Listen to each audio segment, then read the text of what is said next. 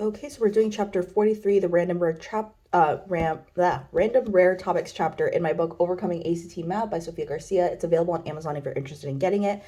Now, if you already have it, we're going to go over just something really quickly before you can attempt the problems on your own or watch this video to understand how to do these topics. This chapter, just so you know, like the whole reason it's called random rare topics is because like I would bet money on you not seeing any of this on the exam, or if you do, it would maybe be like one of these types of questions. So I wouldn't like focus too much on this stuff. It versus everything else, just so you know. But if you have one of the first copies of this book, then what I would recommend doing is making sure that for number 31, your book looks like this. In all the new copies, it looks like this, but for some of the first copies that sold, B said something else, so just make sure B says exactly that before you get started. Also, I just put some of these stuff with factoring these types of equations, like stuff to the third power, right there in case you wanted to write that in with your formulas as well. Again, that's like one of the more rare things, so wouldn't worry too much about it. Another thing that you might want to do is watch the video for that's titled extra notes and formulas. It's like for the chapter after this, because that's where I put all those formulas. So you might want to watch those just to get like a brief like overview about what some of these topics are going to be about. So now let's get started. So with number 1, it says if the sum of two vectors is this, and these are the vectors in question, then what are the values of A and B? So we're trying to find out what A and B are, and when we add them, we should get this. Well, let's add these together, and let's move the I's together and the J's together. So when I move the I's together, and I move the J's together, I get this. And it says when we add all of those up, we should get this after the equal sign. We should get 8I minus 8J. That's supposed to say 8I minus 8J. So what I want to do now is I want to factor out the I, so I could say, hey, what's being multiplied by I, because that has to equal 8. And then I'm going to do the same thing with the J's. I'm going to factor out the J, because whatever is being multiplied by J has to equal negative 8. So let's start with the I's over here. So if I factor out an I, I'm left with A minus 4 in parentheses. And then I need to add on, I'm going to factor out the J, and that's 2 plus B in parentheses is equal to 8I minus 8J. So that means whatever is being multiplied by I on the left has to equal what's being multiplied by I on the right. So A minus 4 has to equal 8. So I'm going to say A minus 4 is equal to 8. So if I add 4 to each side, I get that A should be equal to 12. Now I'm going to do the same thing with the J part. So 2 plus B is what's being multiplied by J on the left, so it has to equal what's being multiplied by J on the right. So 2 plus B has to equal negative 8. So that's what I'm going to do right here. And then I'm going to subtract 2 from each side to get B by itself. When I subtract 2 from each side, I get B is negative 10. So I should get that A is 12 and B is negative 10. So the correct answer would be B for this one. Okay, so now let's go to number 2. It says the distance between these vectors is, so when it's asking these types of problems with distance, it's essentially distance formula. And as you know, with distance formula, you have to have 2 points that you're plugging into the distance formula. Well, the way that you make these into points is that it's just, this one would be 7, 4, and then this one would be 3, negative 6. So it's like the number and then whatever is with the I, that goes as like your Y value for the point. So it's like the first number 7, and then whatever was being multiplied by I is your Y coordinate there. And then the same thing with like this one, 3, and then whatever is being multiplied by your I, which was negative 6, goes as your Y coordinate there, is kind of how you can think about it. So then just plug that into the distance formula, which is in chapter 4 if you need to go and see it again. And we're going to just say that if we do negative 6 minus 4 squared, we can add that on to 3 minus 7 squared. It doesn't matter what order you do these, because like you can add them in any order. Some people like to do like the 3 minus 7 over here. Like it doesn't matter. I just do it this way. So then when we simplify this, we're just going to get that that's minus 6 minus 4 is negative 10, so negative 10 squared. And then we're going to add that on to 3 minus 7 squared, which is going to be negative 4 squared. So this is going to be 100 plus 16. So this is going to be the square root of 116. Well, 29 times 4 is 116. So I can take out the square root of 4 is 2. So it'd be 2 root 29. So that would be H right over here. So for number 3, it says, if the vector with an initial point of 2, 5 and a terminal point of 7, negative 3 is placed in a standard position, then what will be the coordinates of its terminal point? So what we're going to do is we're going to move this point, like 2, 5, not, well, you could think of it as like moving it or changing it so that it becomes, so that we have our initial point at 0, 0, the origin. So in order to move this so that 0, 0 is our initial point at the origin, we're going to have to go left by 2 and down by 5 to make this 0, 0. So we have to do the same thing to our terminal point, because if we're changing this one, we have to change this one as well. So I have to say, hey, I'm going left by 2. So I have to do 7 minus 2 to get my new x coordinate. And I'm going down by 5. So I have to do negative 3 minus 5 to get my new y coordinate. So then it's going to be 5, negative 8. So that would be A. Okay, so with the polar coordinate stuff, what you need to remember is like this point, with polar coordinates, they're giving you the point in the in terms of r, theta, and then you have to remember that like if you're finding what x is for that, it has to be equal to r cosine theta, and if you're finding the y, it's going to be equal to r sine of theta.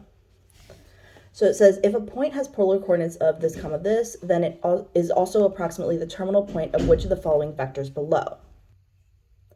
So we're basically being asked to find like the x, y here, and then we have to turn that into like one of these guys right over here. So they gave us the r, they gave us the theta, so let's plug that in for the x. So it's going to be that r is 4, and then we have the cosine of 60 degrees, and then we're going to do the same thing with the y, that r is 4 times the sine of 60 degrees right over there. So we're going to say that x has to equal, and then the cosine of 60 is 1/2, so 4 times 1/2 would be just 2. And then the sine of 60 is root 3 over 2. So 4 times root 3 over 2 is just going to be 2 root 3 for y. Now, you could plug these into your calculator as well, just so you know.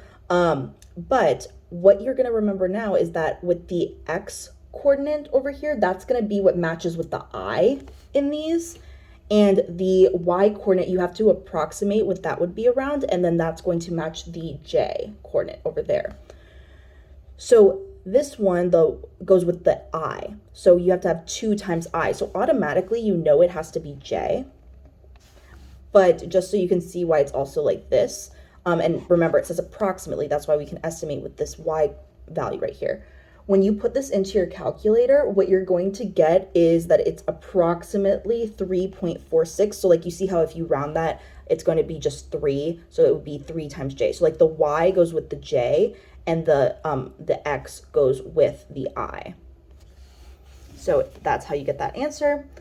And then we have with these right here, the elements of C or D are, so like I like to remember that this one's the or one, and this one's the and, because it kind of matches like and, like the symbol for when it goes like this way.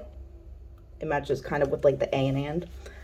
So that's a little memory check for you. So if we want to know the elements of this that could be in this or in this is essentially what this is asking. Well, it could be the numbers 4, 5, 6, or 7 could fit into either C or D. So it would be E as the answer. So let's go to number 6. So for number 6, it says when the numerator is taken from the set C and the denominator is taken from the set D, how many distinct ratios are formed? So let's start writing that. So like these are going to be the top numbers in our fraction. These are going to be the bottom. So let's start with 4. 4 could be the numerator, and then 6 could be the denominator. 4 could be the numerator, and then 7 could be the denominator. 5 could be the numerator, and then 6 could be the denominator. 5 could be the numerator, and then 7 could be the denominator. 6 could be the numerator, and 6 could be the denominator. 6 could be the numerator, and 7 could be the denominator. All of these fractions are different, so they're distinct. And another way to think of ratios could be like S fractions. So then it could be 1, 2, 3, 4, 5, 6. 6 distinct ratios. You could have done it with like the little dots or whatever, but I find that students like to see it as fractions better, so that's why I do it like that. So let's go to number 7. It says that this is equivalent to, so this would be like the factoring thing that I said you might want to add on those formulas at the beginning. In this case, it would be the this would be the a cubed plus b cubed is equal to a plus b times a squared minus ab plus b squared formula thing. And so it's saying like if you have some term cubed plus some term cubed, you can factor it out like this essentially. And you'll see like in the answer choices, they obviously like went like this, they factored it out. And we're starting with something that looks like the a cubed plus b cubed. So we have to determine what's our a and what's our b here. Well, our a, the term being cubed over here, would just be 5x, because 5x cubed gives you all of this, 125x cubed. So a would have to be equal to 5x, and b would be like whatever b cubed is should equal 64 over here. So 4 cubed equals 64, so b has to be 4.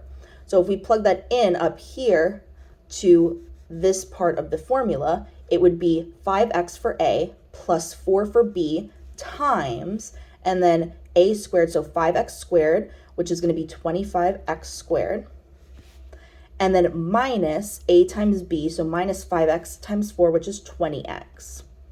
So automatically, just from that, I can tell which one this is going to be. It's going to be answer choice D, but let's keep going just to show you the full thing.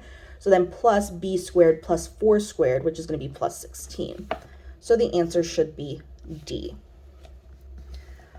So let's go to number 8. So for number 8, we have all of this right over here. And if you look at the answer choices, it looks like they probably like factored and canceled out. So let's try to do that.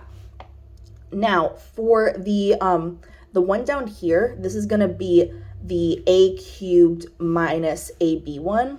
So like a cubed minus b cubed, is equal to a minus b times a squared plus ab plus b squared. So that's how you'd factor out this bottom one. And then the top would just be like the normal way that we're used to factoring. So what you can also do is like look at the answer choices to see if there's like a factor that could help you. So like, for instance, for this top one, I know that it's going to factor out into like, I like to call this reverse foiling because it's like 2 things in parentheses times 2 things in parentheses. And so like you're thinking, what could you multiply together? Well, x plus 1 is probably one of the factors based off of those answer choices. And then I could ask myself, okay, what goes over here so that when I multiply it out or FOIL it out, I get all of this? Well, that would be 5x minus 6, because if I did all of this and I folded it out, I would get back to that original 5x squared minus x minus 6. Now on the bottom, I'm going to factor all this, but I have to determine what's my a and b. So my a is going to be whatever this, whatever a cubed is should equal this. So that's just going to be 5x for a, and b is going to be whatever b cubed is should equal 216. So then let's think b cubed. So then that means that 6 cubed would equal 216. So we're going to plug that into this portion of the formula, the one that's factored on the other side. So we're going to say 5x minus 6 goes there. And then now let's do this portion. So a squared, 5x squared is going to be 25x squared, plus a times b, so 5x times 6, which is 30x.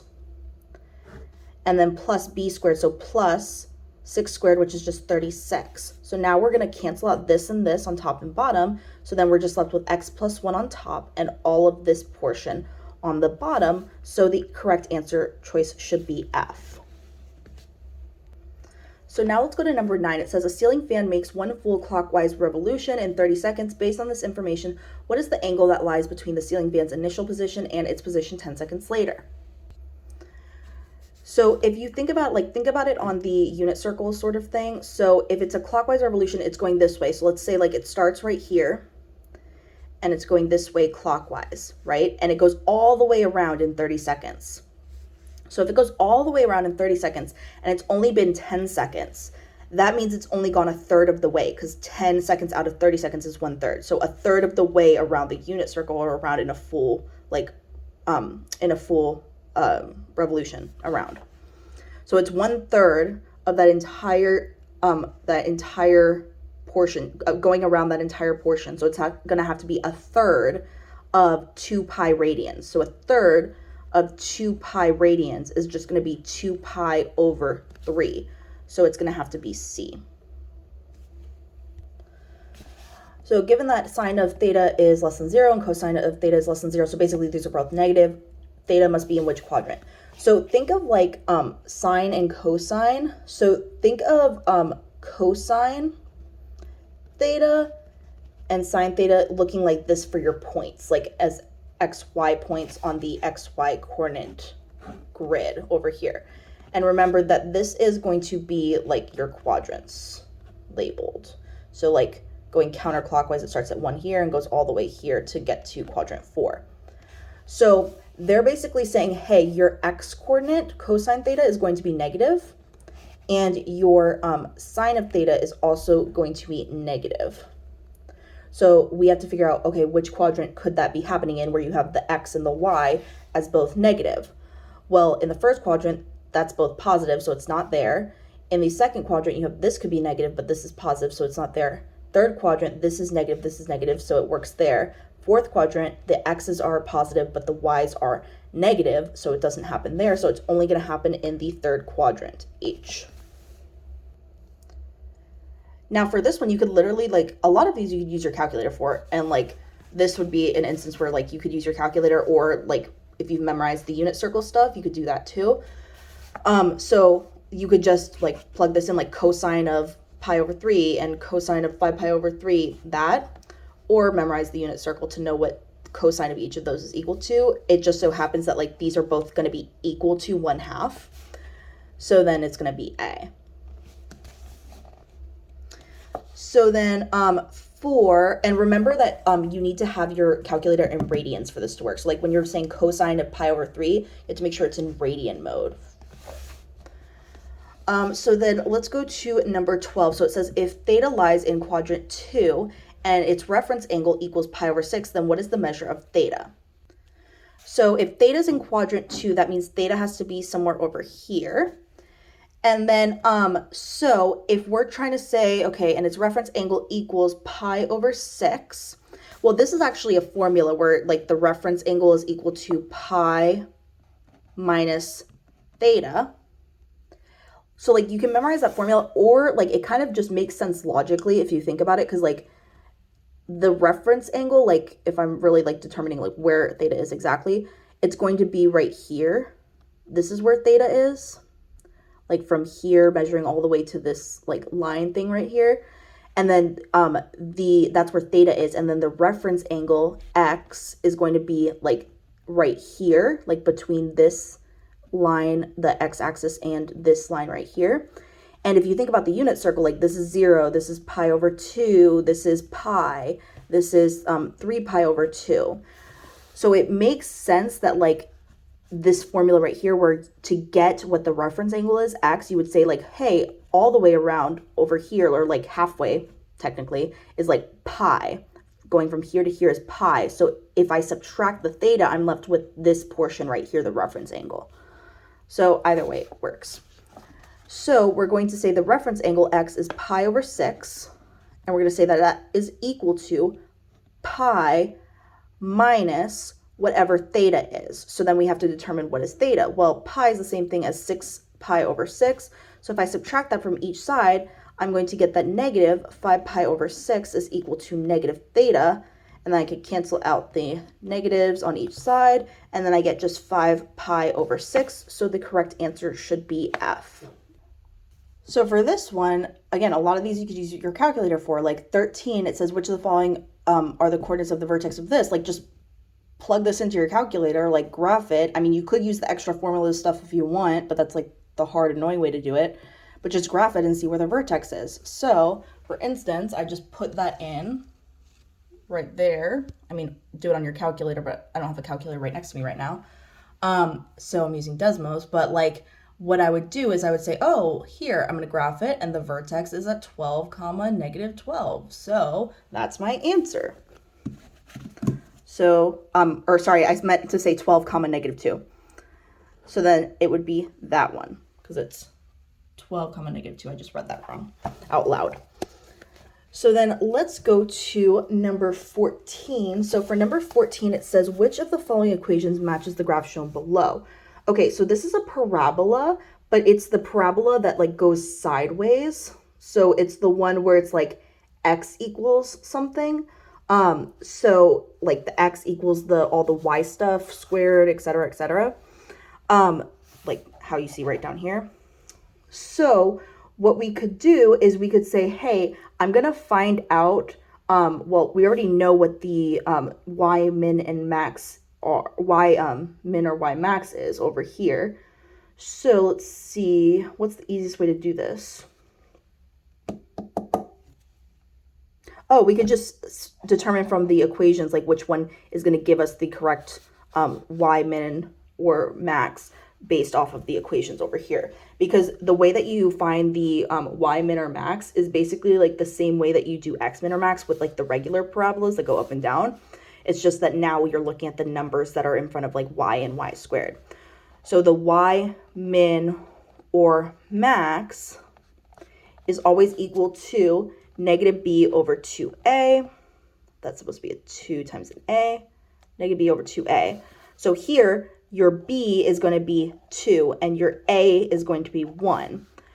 So to find your y min or max, it's going to be negative 2 over 2 times 1. So that equals negative 1. So that checks out, but let's do it for the rest. So then now your b is going to be negative 2. So the negative of negative 2 is 2. This is going to be 1 for a. So 2 times 1 is just 2. That equals 1, not the negative 1 for the vertex that we want. So it's not that one. For this one, it's going to be 2 over 2, which also equals 1, not negative 1. For this one, it's going to be 2 over 2 again, so not that one. And then for this one, it's going to be 2 over, oh, sorry, this was supposed to be 2 times, 2 and then times negative 1. I didn't see that there was a minus there. It's going to be 2 times negative 1, so that could be negative 1. So we can't cross that out yet. And this one's going to be 2 over 2 times negative 1, which is going to also be negative 1. So all three of these are negative 1. So now what we can do is we could plug in, this is our y min or max, right? So this is our like y coordinate of the vertex. So we could plug that in for y here and see, do we get 5 for x? Because then it's the right one, because that should be the vertex, you know? And, or actually an easier way to go about this is you could say, instead of having to do that for all of them, think about like which way the parabola is going. So like if it's facing, this way, like it's opening up to the left, then it means that it has to have a negative in front of the y squared. So automatically we could have crossed out this one. And we actually could have done that for the first three too. I wasn't thinking about that at first. So then we're just left with the ones that have a negative in front of the y squared values over here. And now all we have to do is just plug in the negative one to see which one's the correct one. That gives us 5 for the x value of the vertex. So let's start with answer choice J. We're going to plug in negative 1 for y. So then it's going to be negative of negative 1 squared minus 2 times negative 1 minus 4. So then it's going to be x is equal to the negative of negative 1 squared is just positive 1. So negative 1 minus negative 2 times negative 1 is positive 2. So plus 2 and then minus 4. So negative 1 plus 2 is 1. 1 minus 4 does not equal 5. And we're looking for something that equals 5. So it can't be J. So let's just verify that it is in fact K. So let's plug in now into answer choice K. We're plugging in negative 1 for Y. So it's going to be negative of negative 1 squared minus 2 times negative 1 plus 4. So now I'm going to say x is equal to negative 1 plus 2 plus 4. So negative 1 plus 2 is positive 1. 1 plus 4 is equal to 5. So that checks out. We do get 5 for x like we need to. So it would be k. You could also plug each of the answer choices in your calculator and see like what gives you this picture. That's another option too. Okay, so let's go to number 15. Which of the following equations matches the graph shown? Now for this one, again, like you could do the same thing where you like graph each of these, but it might take you like a long time to graph each of these and see what matches that picture.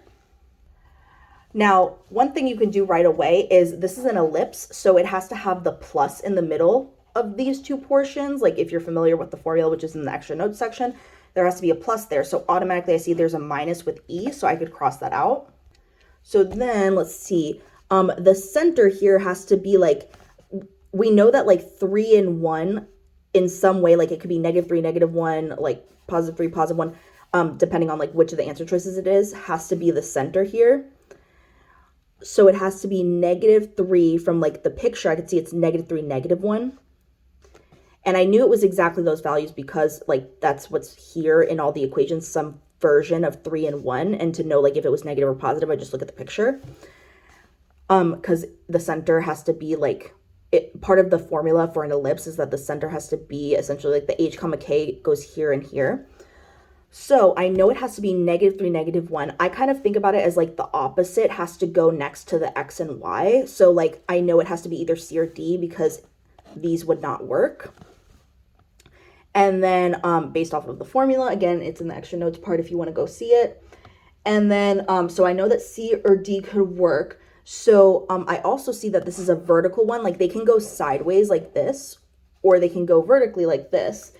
And if it's vertical, then the number under X is bigger than the number under Y. So the number under X has to be bigger. So then, wait, hold on. If it's vertical, then the number under X is bigger than the number under what? Hold on. I think I'm mixing that up. Sorry, I have that backwards. Yeah. Hold on. It's the number, if it's this way, then the number in front of under X is bigger. If it's this way, then the number under X is smaller. I have that like mixed up in reverse. So then it's supposed to be this one right here, D. Also, like if you got there and like you were like me, where like you mixed that up in your head for a second and you weren't quite sure on test day, what you could do is just like, now you have two choices that it's left down to, just plug each of these into your calculator to see which one gives you that picture. Okay, and then for number 16, for the ellipse graph below, what are the coordinates of the foci? Again, so this is like part of the extra formulas and notes chapter if you want to go back and look at that. So this is a vertical ellipse. So like part of that chapter says like if you have a vertical ellipse, then that means that you're using this equation c squared is equal to b squared minus a squared to determine what the foci is for your ellipse. So then let's see, we're looking for the foci. Also, we have to think about what our center is. So like here, if you look at the center, 1, 2, 3, 4, 5, 6, 7, 8, 9, 10, it's 10 down. So that means 5 up has to be the center. And then let's just make sure that that looks like the center, but let's just make sure that it's also like in the center this way. So there's 1, 2, 3, 4, 5, 6, 7, 8. So that means it has to be 4 out from each side to be at the center. So this point is the center, the h comma k. And based off of this, like the coordinate grid, I forget what you call these, but like each of the little square things is equal to -1 because it goes -1, -2, -3, -4, -5.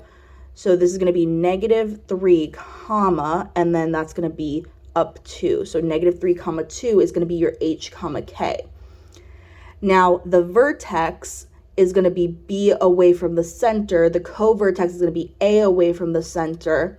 So then we can find out what B and A are from that and then plug it into the foci thing. So also what we could do is we know like the foci, another thing about the foci is that it always has to be like H comma K plus C. And then also like H comma K minus C. So you could eliminate a lot of the answer choices just because you know right now what h comma k is, the center of the circle. So you know that the h coordinate has to be -3. So it also has to be -3 for the foci. So like you know that it can't be F because you have to have -3, -3 like you do in G and H, and it can't be this one. So like even if you just know that and you ran out of time, you could eliminate those answer choices and just pick from these and guess and have a better shot at getting it right. But we're not going to do that. We're going to do the problem all the way through. So the vertex is B away from the center, going, if it's vertical, then it's going, the B is going this way.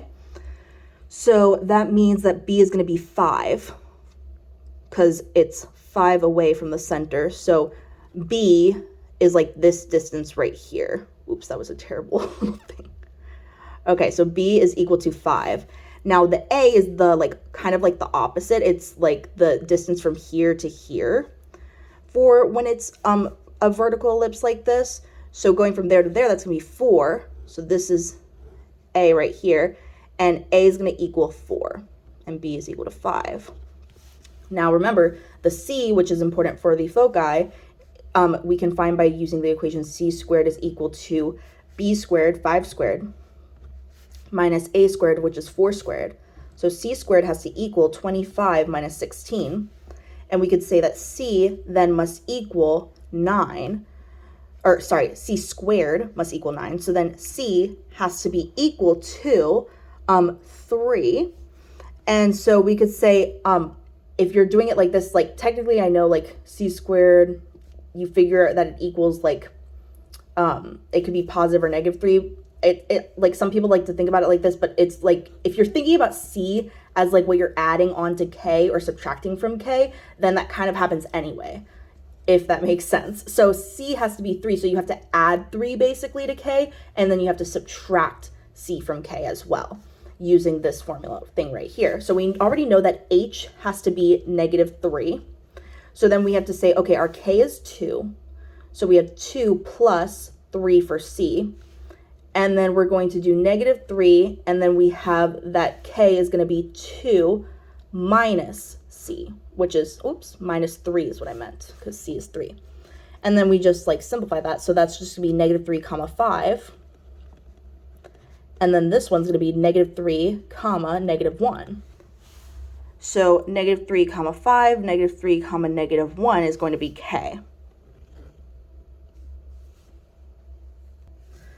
So let's go to number 17. Which of the following equations represents the hyperbola grappolo? So these are the hyperbola things.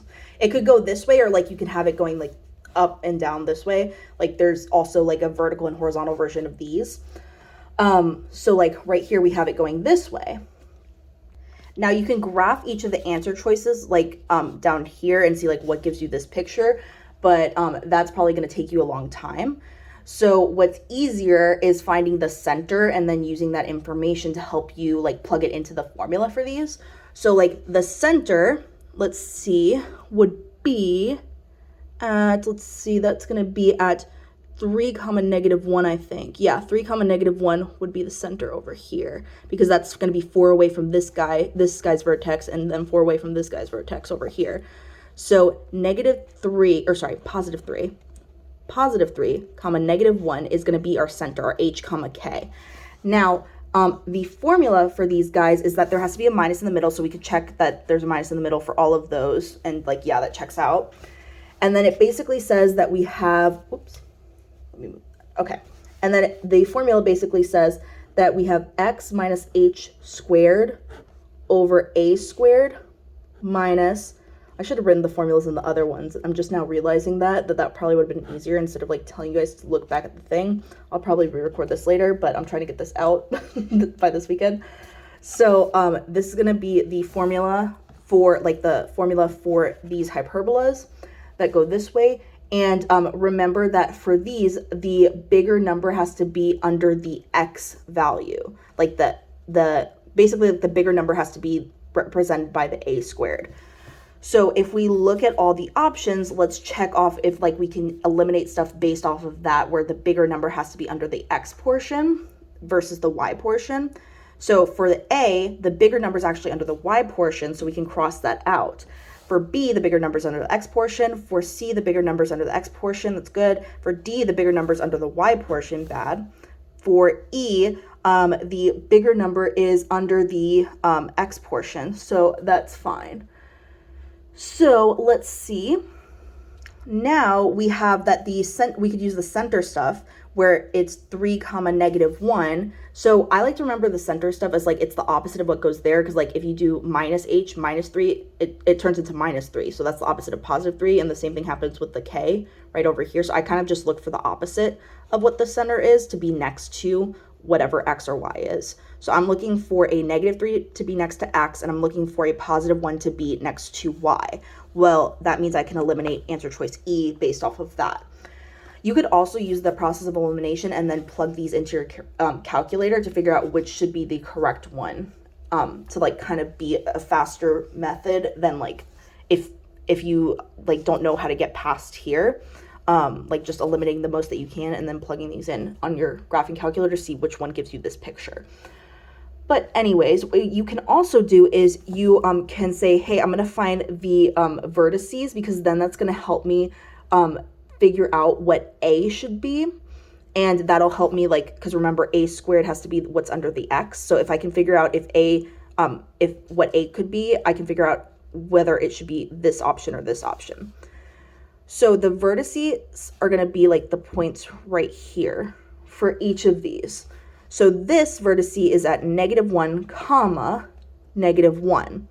Now, the way that you find the vertices is going to be like you do h minus a comma k. So we already knew like the k is -1. That means that h minus a, which would be 3 is h, 3 minus a has to give you -1. So if we're solving for a, we would say that a is negative a is equal to -4, so then a has to be equal to 4.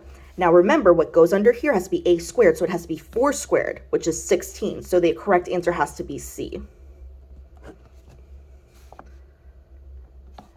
So let's go to number 18. Which of the following equations represents the circle graphed below? So for the circle, this is going to be the formula of x minus h squared plus y minus k squared is equal to r squared. That's the important part, r squared. Be careful on the exam. A lot of the times, like if it's a word problem type of thing, they'll like to tell you what the diameter is because they're expecting you to square that. But remember, this is always the radius squared. So which of the following equations represents the circle graph? So let's find out what the center is, because then that's going to be our h and our k. So the center of the circle is right here because it's 3 from the top, 3 from the bottom, 3 from the right, 3 from the left of the points on the circle. So that center is located at, that's going to be lining up with the 2 for the x and -7 for the y. So 2 comma -7 is our h comma k. Remember, we're looking for the opposite to be next to x and y. So I'm looking for a -2 to be next to x, and I'm looking for a +7 to be next to y. So -2 next to x means I can eliminate these guys, and a +7 next to y. Okay, so that works for these. So now let me figure out what the radius is. So I can say that what comes after the equal sign has to be the radius squared. Radius is the distance from the center of the circle to any point on the circle. So it could be like this point right here. And that's going to be 3. The radius is 3. So 3 squared would be equal to 9. So it has to be h. So now let's go to number 19. For number 19, it says, what is the relationship between time and the value of the investment in the table above? Okay, so let's see how it's changing. So going from 1200 to 600, it's going down. That's like minus for down, 600. And then going from 0 to 2, it's going up by 2. From here to here, it's going down by 300. And from here to here, it's going up by 2. So if we're thinking about slope, remember slope is like the change in y over the change in x.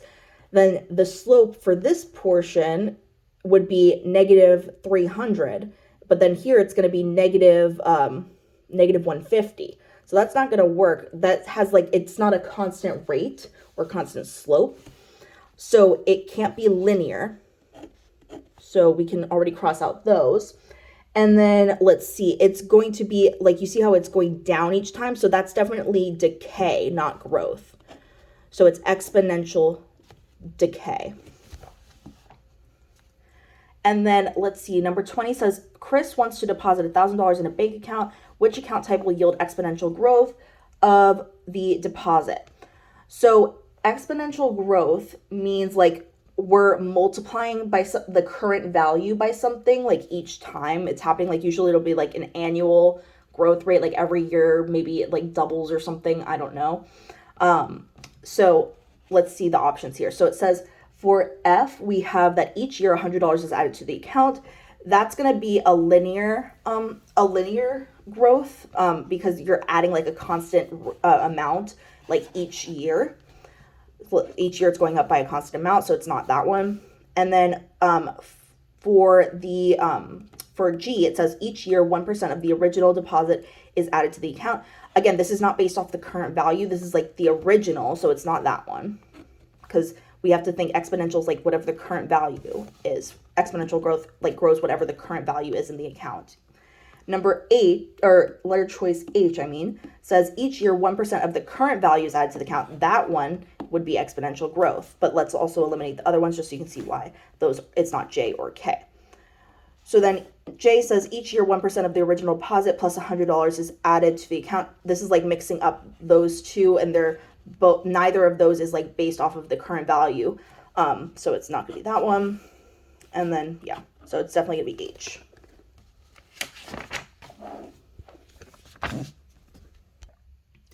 So then number 21 says, Jenny has been saving her money. She starts with $100 and decides to save an additional $50 each month.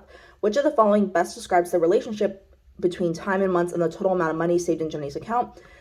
So this is going to definitely be linear, because it's like she's starting with a certain amount, $100, and then she's increasing by a constant amount each month, like the $50 each month. So it's definitely going to be linear. And then it's increasing linear because she's going to save like more money each month. So it's not like she's taking money out of the account or anything. So it's going to be A, increasing linear. So then let's go to number 22. So for number 22, it says you want to save for a new car and decide to invest $1,000 in a mutual fund that grows at an annual rate of 7%. How much money would you have if you kept your investment for 15 years? So this is going to be exponential growth. So remember, with exponential growth, and this is in the chapter 4 math formulas stuff. So this is not in the extra one, but it's just included in this chapter because like this stuff is more rare that they ask about this. But this is in the chapter 4 formulas part. So y is equal to a times b to the x. A represents the amount that you start with. So like the initial starting amount is going to be 1,000. So that's what we're putting in for A. Now B is your rate of growth or decay. So your rate of growth or decay is going to be equal to 1 plus 0.07. You can also think about this as like, if it's growing by 7%, that means you already have 100% of it. So if you do 100% plus 7%, that means you're really talking about 107% that you're multiplying by. So that's also another way to think about this, because like that as a decimal would be the same thing as like 1 plus 0.07. So then this is going to be just 1.07 when we add that up. But anyways, and then to the X amount, so it's saying that we have the money and we're investing it for 15 years. So this would be the time, the number of times that we're going to be multiplying by this rate of growth. So it's happening like annually. So every year for 15 years. So that's going to be 15. So then we have y is equal to 1,000 times 1.07 to the 15th power. So then that would just be answer choice F. So let's go to number 23 now. It says a strain of a virus doubles every hour in a host organism. If a patient currently hosts 1,000 virus particles, then how long will it take in hours for the number of particles to reach 16,000? So again, this is like the same sort of thing where we're just going to have our initial starting amount. So y is equal to, our starting amount is 1,000 times like the rate of growth or decay. So here it's saying that it's doubling. So it's going to be like we're multiplying it by 2 each time. So it's going to be 2 to the power of whatever the amount of hours is, which we'll call x. And they said that it has to equal 16,000 because we have to have that many particles, virus particles or whatever. So to find out what the time is in hours, over here, what x is, we just have to solve this. So let's divide each side by 1,000. That's going to give us 16 is equal to 2 to the x power. So then just ask yourself, okay, 2 to what power gives you 16. Well, that would just be, sorry, that would just be 2 to the 4th power. So that means that x must be 4. So now let's go to number 24. Consider a species of tree whose population decreases by 10% each year due to disease. If there are Y trees of the species in the forest now, then how many will remain in 40 years? Okay, so the current value, remember if we're thinking in terms of like of the exponential formula, the current value is going to be represented by Y, right? Yeah, they said Y trees is the current value. And then we have to do times the rate of growth or decay. So it's decay because it's decreasing by 10%. So that means if we have 100% and we decrease by 10%, we're talking about 90% that we have. And that as a decimal would be 0.90 or 0.9. It doesn't really matter which one you do. You could do 0.90 or 0.9, whatever. Same exact number. And then it's going to be raised to however many times you're multiplying by that. So let's see. It says that we want to know how many will remain in 40 years. So that means if every year we're going to have 90% of what the current value is, then that means we have to multiply by 0.9 40 different times. So it has to be represented by this equation, which is just F. Okay, so let's go to 25.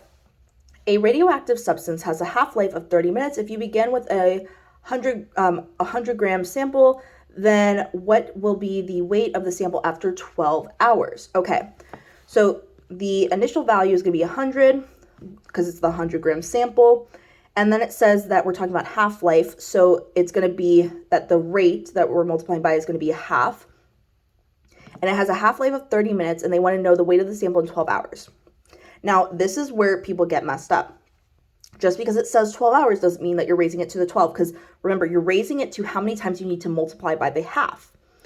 So if we're going over the span of 12 hours, but it's going to be having half of what was there every 30 minutes, that means that we need to multiply, we need to raise it to the 24th power, because there's going to be two times that happens in each hour, and there's 12 hours. So 2 times 12 is going to be 24. So that's how you get that one, and I think that's all we had to do, yeah. And 1/2 is the same as 0.5, so 24 is the same as 2 times 12, so they just we just put the step 1 backwards. We just went ahead and did that, but same thing. So then let's go to number 26. So number 26 says we have all this for the polynomial shown if y plus 3, I'm going to have to fix that in editing. So if y plus 3 is a factor of this polynomial and b is a constant, then what is the value of b?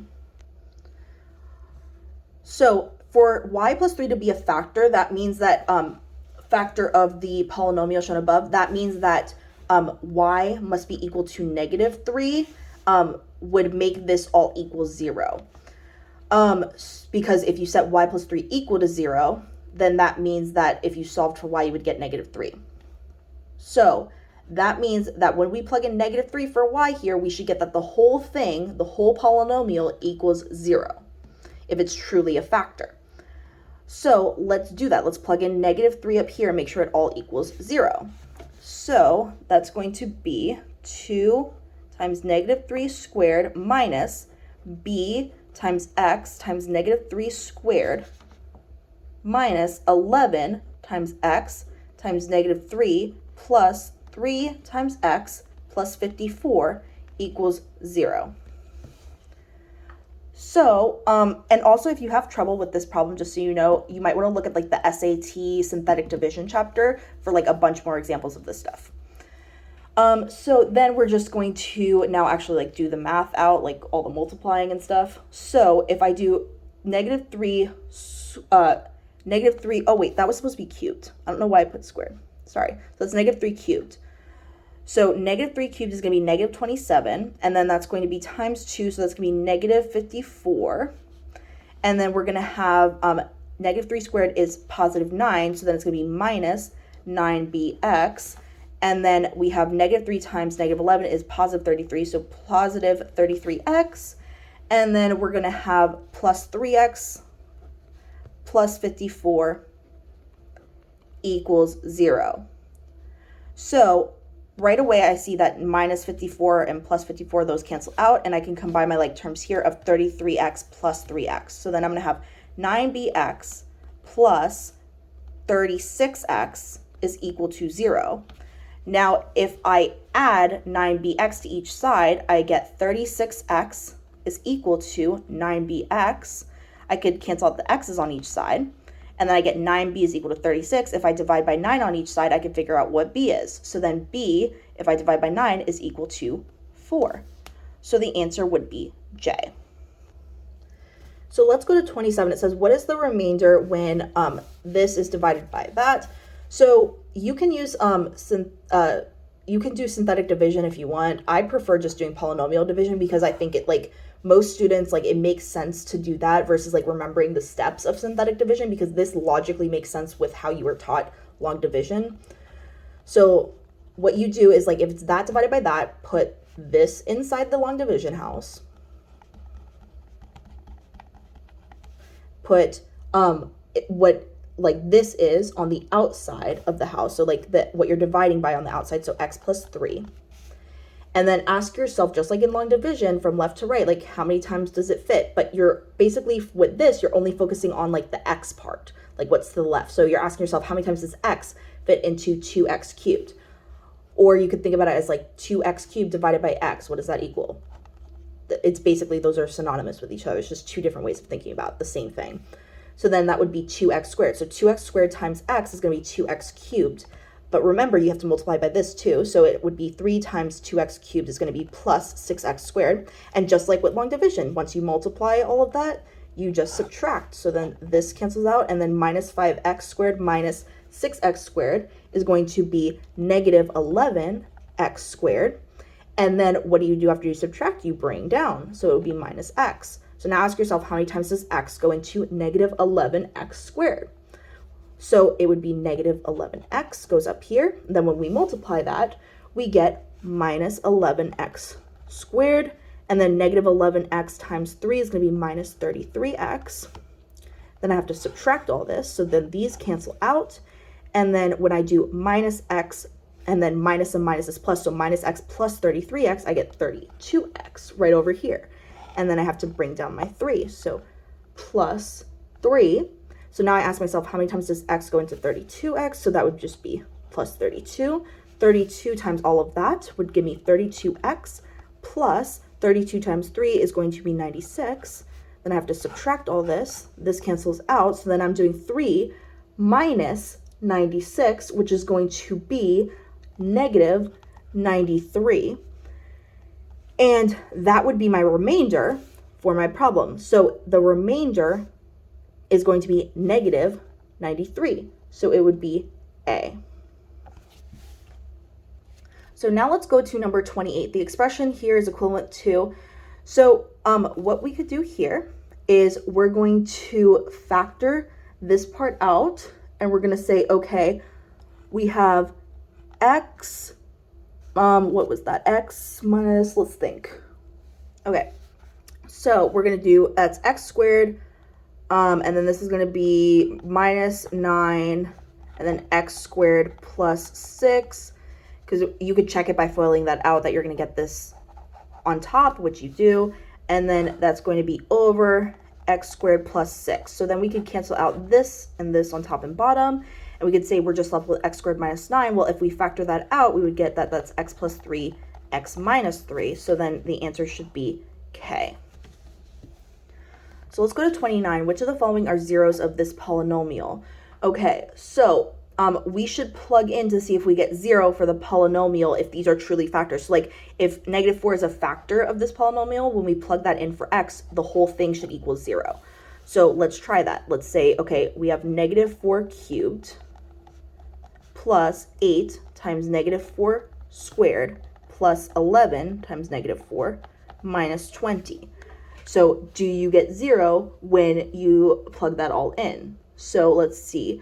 That would be Well, we have a calculator. It's ACT, so I'm going to just do this in the calculator.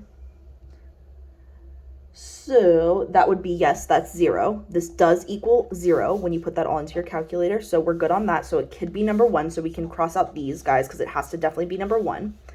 Now let's check if 1 is a factor of this polynomial. So we're going to plug in 1 for x and see, do we get 0 at the end? So 8 times, sorry, I was saying 0. I meant to write 1 right there. So do we get 0 when we plug in 1 into this whole thing? So then that would be 11 times 1 minus 20. So then do we get 0 when we plug that all in? Yes, we do. It does equal 0. Yes. So now we know that it has to be 1 and 2 as part of the answer choices. So we automatically know that it has to be D from that. But you can plug in 5 into this and see that you do not get 0 as your answer. So then it can't be a factor if you want to do that. So let's go to number 30. It says, if f of x is a polynomial and f of 2/5 is equal to 0, which of the following is a factor of f of x? So remember, for these to be factors, that means that when we plug in this for x, we should get 0. So if you plug in 2/5 for x, do you get 0 for f? No. 2/5 minus 5, no, that won't give you 0. 2/5 plus 5, that won't give you 0. Now, if I do 2/5 times 5, that's going to be 2, and then plus 2, that's not going to give you 0. So then 2/5 times 5 is going to be 2, and then I subtract 2, that does give me 0, so that's a factor. And then let's go to number 31. So for number 31, it says, which of the following statements must be true regarding the graph right over here? So let's see. Let's see, there's no horizontal asymptote. So the the numerator over here, the degree is smaller than the numerator of the denominator over here. So when the numerator's degree is smaller, that means that the horizontal asymptote is y equals 0. So there is that horizontal asymptote, so it's not that one. And then let's go to B. So B says y equals 2 is the horizontal asymptote. So we already determined like what the horizontal asymptote was, that it's y equals 0, and it's not that one. So then let's go to the next one. There's only one slant asymptote. So there's no slant because the numerator is not 1 degree larger. For there to be a slant, that means like this would have to be 1 degree larger than this. And then there's only one vertical asymptote. So vertical asymptote you find by setting the bottom equal to 0 typically. So let's set the bottom equal to 0. So it would be x squared is the bottom, the denominator, minus 5x minus 36 equals 0. So let's factor that. So that's going to be x minus 9 times x plus 4 equals 0. So that means that x would have to equal 9 and x would have to equal -4 for our vertical asymptote, sorry. So there's actually 2 vertical asymptotes. So it's not D, it's E. So let's go to number 32. In reference to the previous question, what is the vertical asymptote? We already figured that out. It's these guys right here. So it would just be okay. And then let's go to number 33. What is the horizontal asymptote for the graph right over here? So when you have that there's like the same degree over the same degree here, like x over x, the horizontal asymptote is going to be the ratio or like the fraction that we see in front of there. So like the number in front of x here over the number in front of x here. So 1 over 4. So it would be C. So let's go to 34. What is the horizontal asymptote for the graph this right over here? So let's see. The degree the numerator's degree is bigger up here. So if the numerator's degree is bigger, that means that there's no horizontal asymptote. So it would have to be F right here. So let's go to number 35. It says, what is the slant/oblique asymptote for this graph right here? So to find that, the slant or oblique asymptote, you basically do the division like you do 4x squared plus x minus 2 divided by what's on bottom, 4x minus 3. And then like whatever you get, excluding the remainder, is what your slant or oblique asymptote is. These are synonymous with each other. So like they could call it the slant or the oblique asymptote. They mean the same thing. So let's do 4x squared divided by 4x. That's just going to be x. X times 4x is going to be 4x squared. So then we're going to subtract that, and then we have to do x minus 3, so negative 3x is also being subtracted, so these cancel out. Minus a minus is plus, so it's going to be x plus 3x, which is 4x. So then 4x divided by 4x is just going to be 1, so plus 1. And then we're going to say 1 times all of that is going to be 4x. Wait, hold on. And then I just realized I forgot to bring this down. So we have to bring that down, and then we're going to do 4x, 4x divided by 4x, which is just 1. So then we put that up there, and then we would get that that's 4x minus 3, so minus all of that. So minus and minus is plus, so negative 2 plus 3 is going to be positive 1. So then this is going to be part of our remainder stuff. So like anything we write after this would be part of the remainder. We don't want that. We want to exclude that when we're talking about slant and oblique. So that means this has to be the slant or oblique asymptote. So it would have to be C. So I just realized I forgot at the beginning of the video to also say that there was a problem with number 36. So number 36, the answer key is wrong. So if you got it wrong, just watch this video because you probably didn't get it wrong. This will be fixed in like all of the upcoming versions of the book, but just letting you know, this one had an error on the answer key. So this is how we do it. So to determine if something is an even function, we say f of x has to equal f of negative x, and that would mean that it's even. So if when you put in negative x here, you get the same thing as the regular function, then it's even.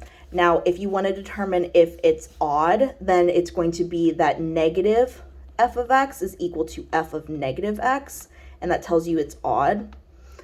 And then basically those are the two that you have to remember. So then what we're going to do now is let's try with the even one first. So it says f of negative x is what we're going to find. So let's plug in negative x here. So for everywhere I see x, I'm going to plug in negative x. So I'm going to say negative x to the 4th power plus 3 times negative x squared.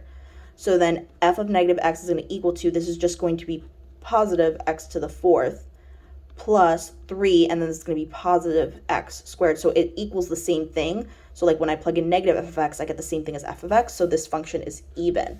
So it has to be for sure either f or j. So then let's just go ahead to number 3. The function crosses the x-axis more than twice. Now what you could do is you could just plug this into your calculator to see if that's true. Or you could say like when it crosses the x-axis, that means that that's going to be like my x-intercept. So you could find the x-intercepts is another way to think about it. So like x-intercepts means you plug in 0 for y. So then that means x to the 4th plus 3x squared has to equal that. So then you could just like start factoring it out. Like 0 is equal to, take out the greatest common factor of x squared. So then that's x squared plus 3 is left over. So you know like x would have to equal 0 is one of them. And then you would also know that like, okay, now let's set up x squared plus 3 equaling 0. And then that means x squared would have to equal negative 3 over there, which is like impossible. So it's not that. So it doesn't cross the axis more than twice. So that's not true. So it can only be 1 or F, like Roman numeral 1 letter choice F. Okay, so then for number 37, it says a local concert venue sold 500 tickets for a total of $2,000. If standard tickets were sold for $2 and VIP tickets were sold for $5, how many of each type were sold? Which of the following matrix equations could be used to solve this problem, where x is the number of standard tickets and y is the number of VIP tickets? So x is the number of standard and y is the number of VIP tickets. So let's think about like at first how we would write a systems of equations for this. So x is the number of standard tickets, y is the number of VIP tickets, and it says that if we add those up, we should get 500 tickets because there were 500 tickets sold in total. Now, they also told us that that the like revenue or like the amount of money that people like paid for all of these tickets is going to be $2,000. So if we do $2, because that's the cost of each of the standard tickets times the number of standard tickets, that's how much money they made from the standard tickets. If we do $5, because that's the price of the VIP tickets, times the number of VIP tickets, that would tell us how much money came in from the VIP tickets. And that has to total to $2,000. So here's our systems of equations. So we have to see like which of these answer choices matches that being the systems of equations. So let's see. So when you're multiplying, remember, like, you have to do like first row times the first column. It is going to be like the first step. So you're going to do like 1 times y is just y, and then 5 times x, so that's going to be 5x, and that would have to equal whatever goes on top over here. So that has to equal 2,000. That's not what we said at all, so it's not that one. So let's do the same thing over here. So then 1 times x is just x, plus 1 times y, which is just going to be y, and that has to equal 2,000. No, it's supposed to equal 500, so it's not that one. So let's do it here. 1 times x is just x, plus whatever 1 times y is, which is y, and that's going to equal 500. That tracks. But let's do the second part. So 2 times x plus 5 times y, that has to equal what's down here. So then that would be 2,000.